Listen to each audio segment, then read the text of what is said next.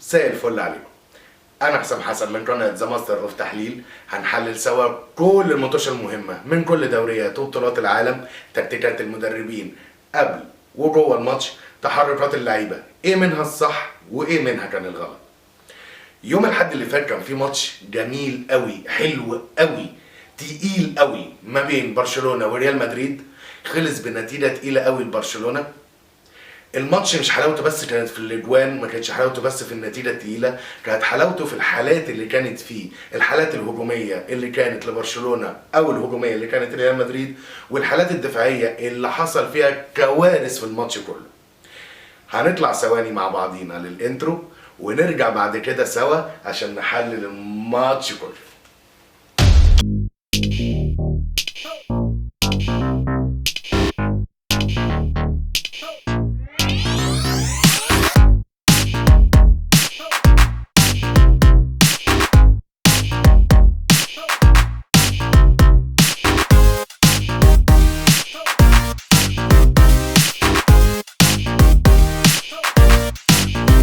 اهلا بيكم مره تانية.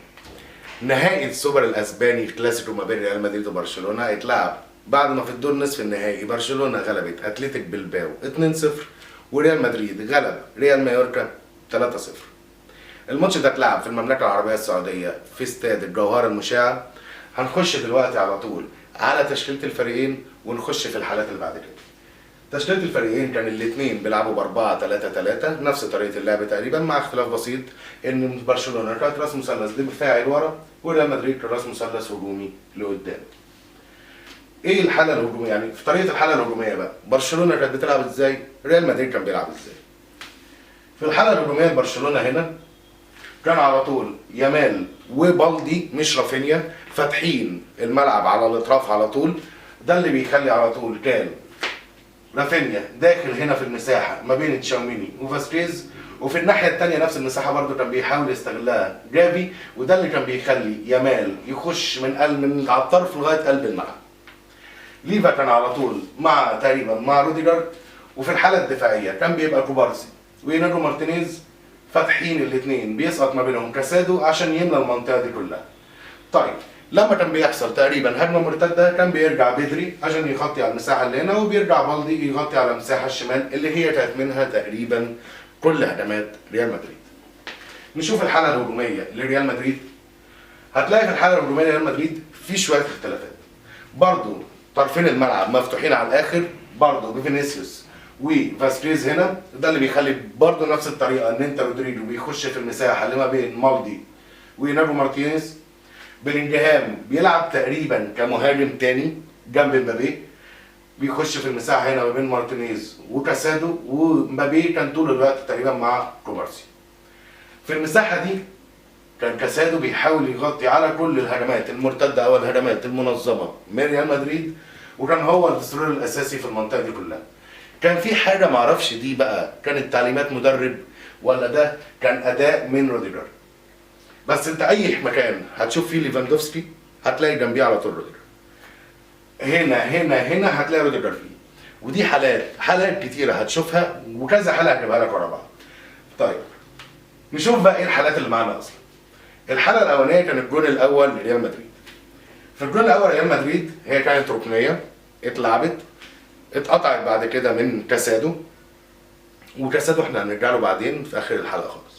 اتقطعت من كاسادو، خدها مبابي، خدها فينيسيوس، بصاها لمبابي في المنطقه دي تقريبا. لك ان تتخيل ان من اول ما مبابي خد الكره من هنا لغايه ما وصل في منطقه الجزاء جوه، هوريك الصوره الجايه على طول، بالدي ما حاولش يعمل ولا تدخل واحد، عمال كل ده يرجع لورا ويحل، يرجع لورا ويحل. اعمل تدخل، هتحاول تقطع الكوره، وكده كده بقى في لعيب في برشلونه في ظهرك، لو حاول هو يخش نص الملعب في ضغط هيبتدي يتعمل.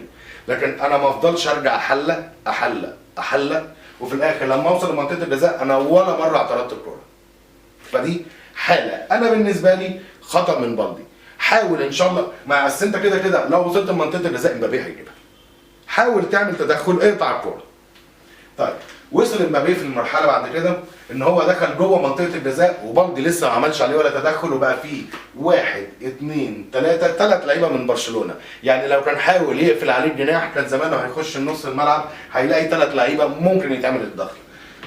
امبابي سدد الكوره، طبعا دخلت الجون الاول لريال مدريد لا يسأل عليها تشيزني تقريبا. الجون ده كان في الدقيقه 5. انا من وجهه نظري اي فرقه ريال مدريد هتدخل فيها جون من الدقيقه 5 انت هتلاقي بقى دفاع مفتوح، هتلاقي الدنيا في اللعيبه وقعت خالص، الروح المعنويه بقت في الارض. بس انا من وجهه نظري محدش يعرف يعمل الموضوع ده غير برشلونه. دي كانت الحاله الاولى، الهدف الاولاني لريال مدريد. هنا برضو نفس اللي احنا كنا بنقوله، فضل مكمل مكمل مكمل. امبابي من هنا مش هيضيعها، امبابي من هنا في البعيده جول. نخش للحاله الثانيه معانا.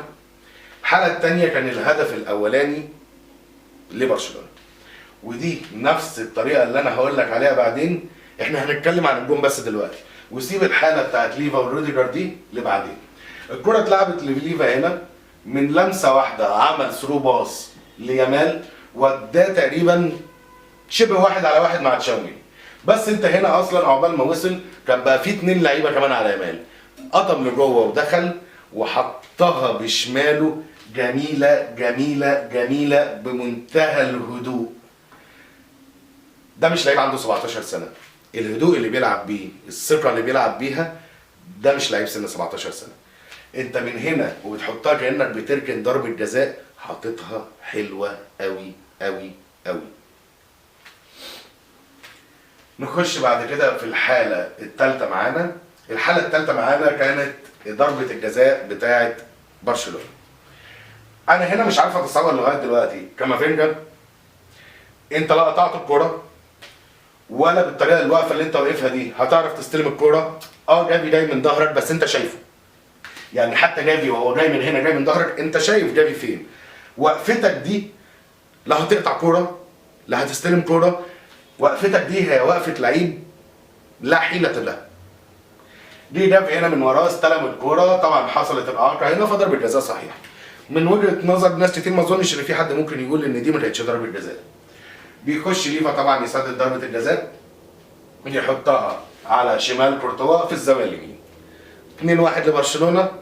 لسه الماتش بدري، بس اصلا لك ان تتخيل ان لغايه الجون الاولاني ولغايه الجون الثاني بتاع برشلونه هنا نسبه الاستحواذ بتاع برشلونه كانت 82% ل 18%. ريال مدريد جايب جون في اول 5 دقايق بس ريال مدريد مش الاحسن.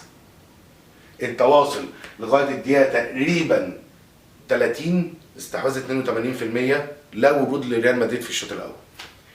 نخش في الحاله بقى الاجمل، الحاله الاجمل الاجمل الاجمل الاجمل، رافينيا وفاسكيز. رافينيا من لعيب السنه اللي فاتت كل الناس بتقول ده بره برشلونه لاهم لعيب في برشلونه السنه دي.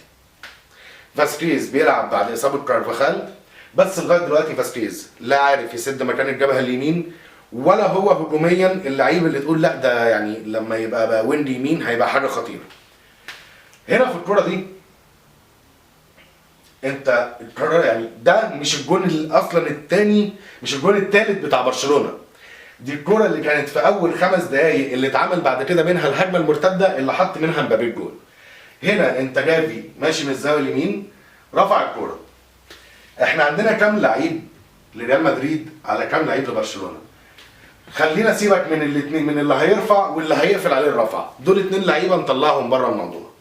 عندك 5 لعيبه من برشلونه، قلبين دفاع ووينج و2 نص ملعب. ب2 لعيبه هجوميين لبرشلونه. انا متوقع ان لعيبه برشلونه الاثنين الهجوميين يعرفوا ياخدوا الكره من 5 مدافعين.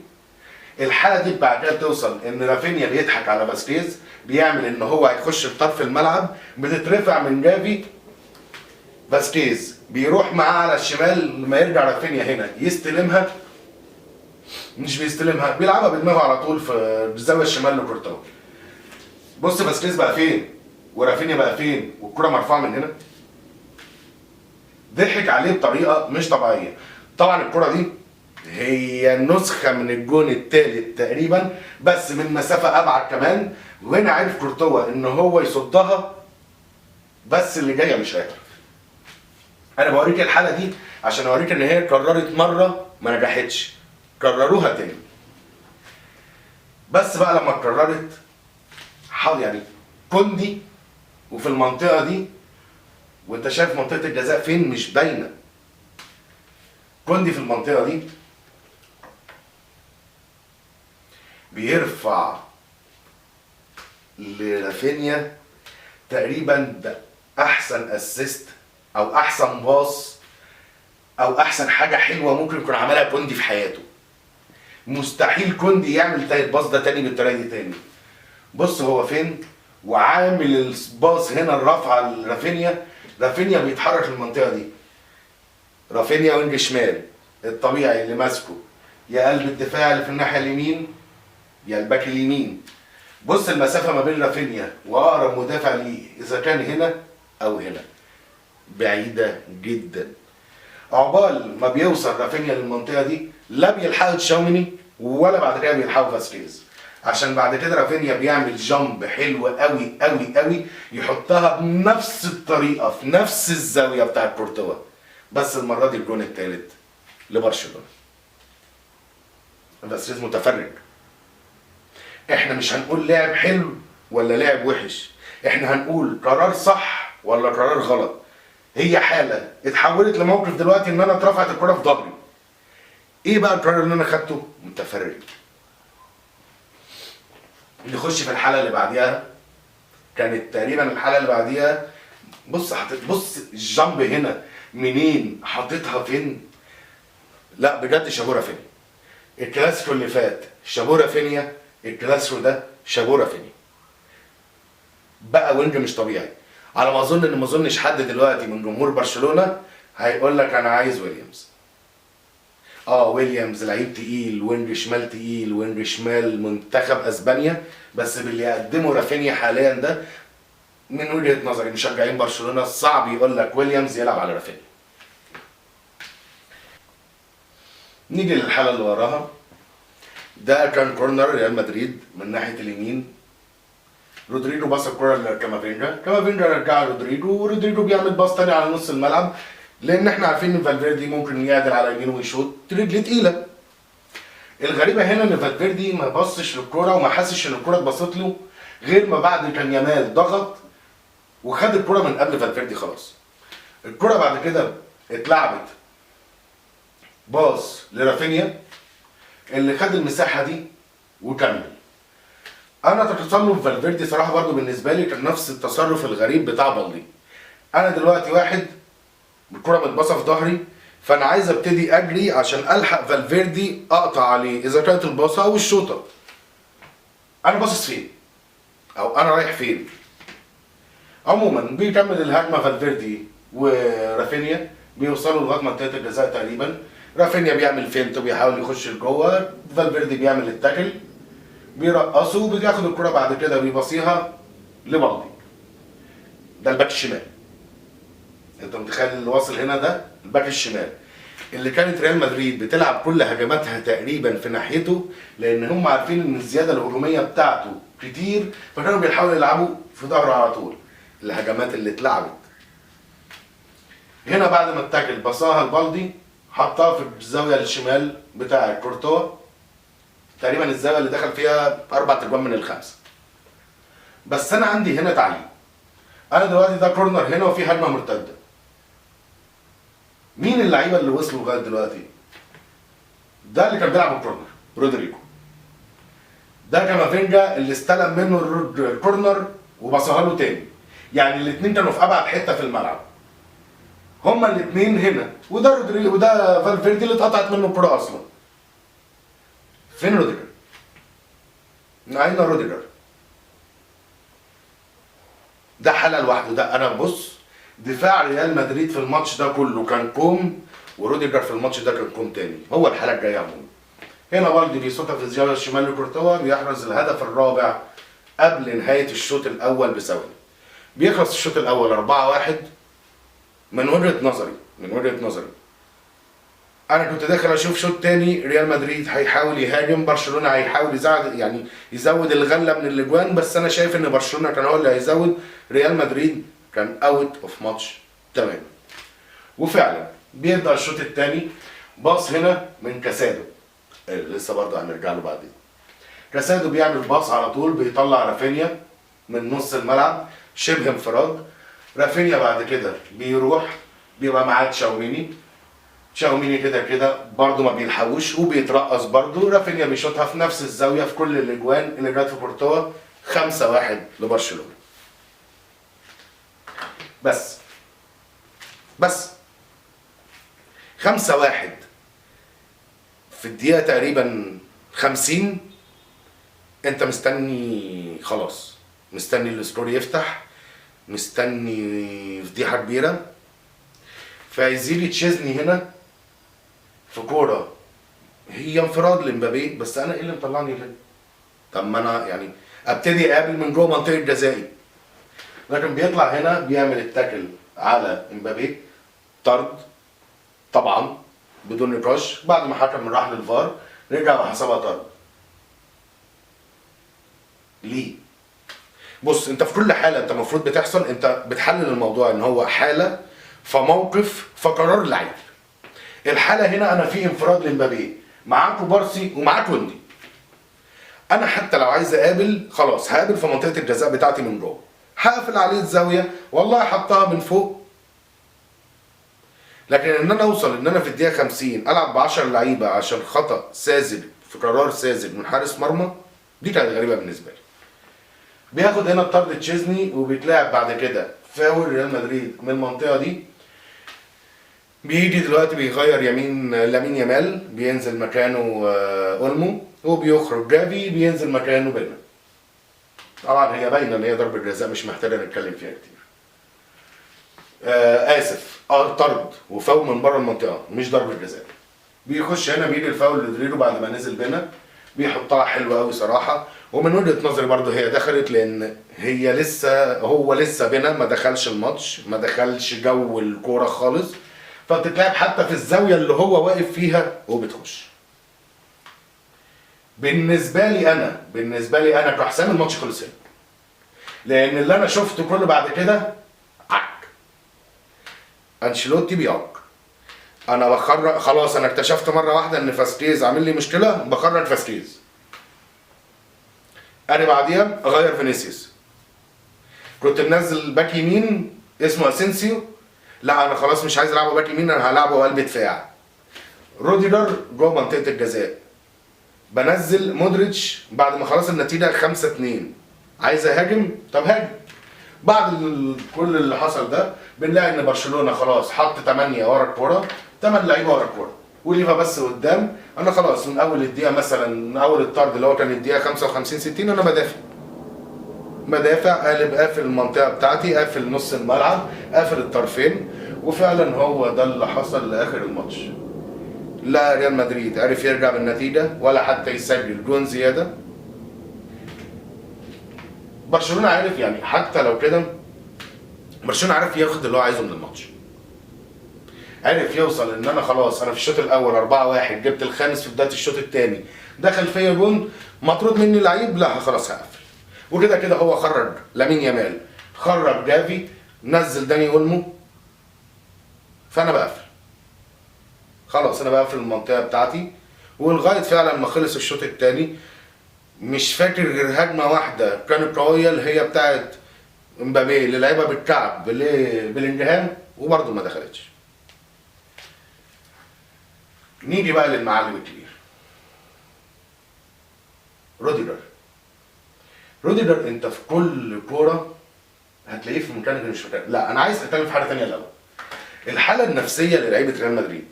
الحاله النفسيه للعيبه ريال مدريد بتبان في اللقطه دي. هنا الكره دي كان في كامافينجا بيضغط على لامين يامال، عارف يرقصه وعارف يطلع منه وعارف كمان يعدي من فالفيردي. انا اول مره اشوف لعيب، او مش اول مره اشوف لعيب، انا اول مره اشوف فالفيردي في الحاله دي. انا اترقصت وبعمل كده. ايه الحاله دي؟ ايه الحاله اللي هو انا بلاعب برشلونه مغلوب الماتش اللي فات 4-0، انا المفروض الماتش ده جاي اخد بطاري من ماتش الكلاسيكو اللي فات اللي مغلوب فيه 4-0 اللي هو برضه سكور. فالمفروض ان انا اوصل بالحاله الذهنيه للحاله دي. ريال مدريد على قد ما هم امبارح كانوا اوت اوف ماتش، هم كانوا اوت اوف حاله الذهنيه بتاعه الماتش اصلا. انا جبت الجون الاول المفروض انزل اركب الماتش، لا انا جبت الجون الاول دخل فيها 4 قبل ما الشوط الاول يخلص. قبل ما الشوط الاول يخلص. مبروك لبرشلونه، مبروك لجماهيرها. صراحه ماتش جميل، ماتش حلو قوي.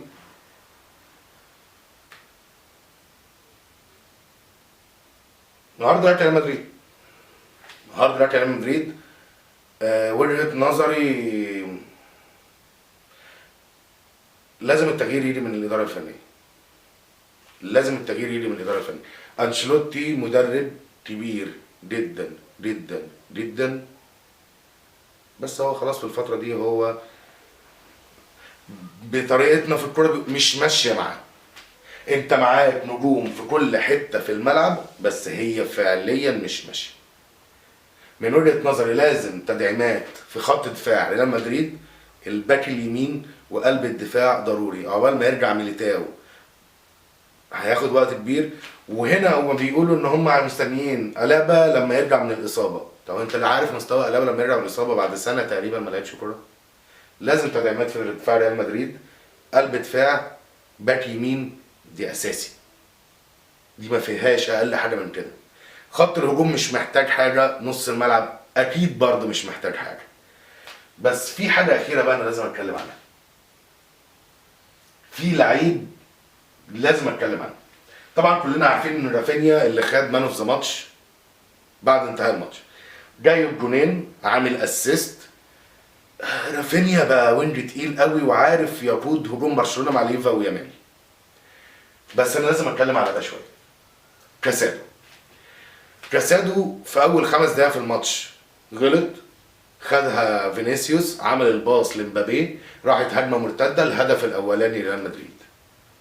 اي لعيب عنده 21 سنه زي كاسادو هو خلاص هيبقى بره الماتش تماما. لا، كاسادو في الماتش ده عمل 11 تدخل غلط و10 صح. التدخل الغلط هو التدخل الوحيد اللي جه منه جول ريال مدريد. انت متخيل ان كاسادو بعد اول تدخل غلط جه منه جون في اول 5 دقايق، 10 تدخلات صحيحه بعد كده، اسيست الجون الخامس لرافينيا في سن 21 سنه. اللعيب ده هيبقى حاجه كبيره قوي قدام، فعليا هيبقى حاجه كبيره قوي قدام. طبعا احنا مش محتاجين نتكلم على لامين يامال، يعني ربنا يبارك له. احنا مش محتاجين نتكلم على 17 سنه وبيعمل كده في الملعب. 17 سنة وبيعمل كده في الملعب. مبروك لجمهور برشلونة، هارد لك لجمهور ريال مدريد. في النهاية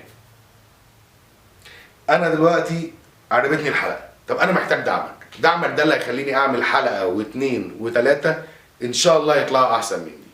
طب أنت مش عاجبك حاجة من اللي أنا بعملها؟ اكتب لي في الكومنتات، قول لي 1 2 3 مش حلو، هحاول أغيره لك عشان الفيديو الجاي واللي بعده واللي بعده يبقى احسن من الفيديو ده. معاكم حسام حسن من قناة ذا ماستر اوف تحليل الكلاسيكو.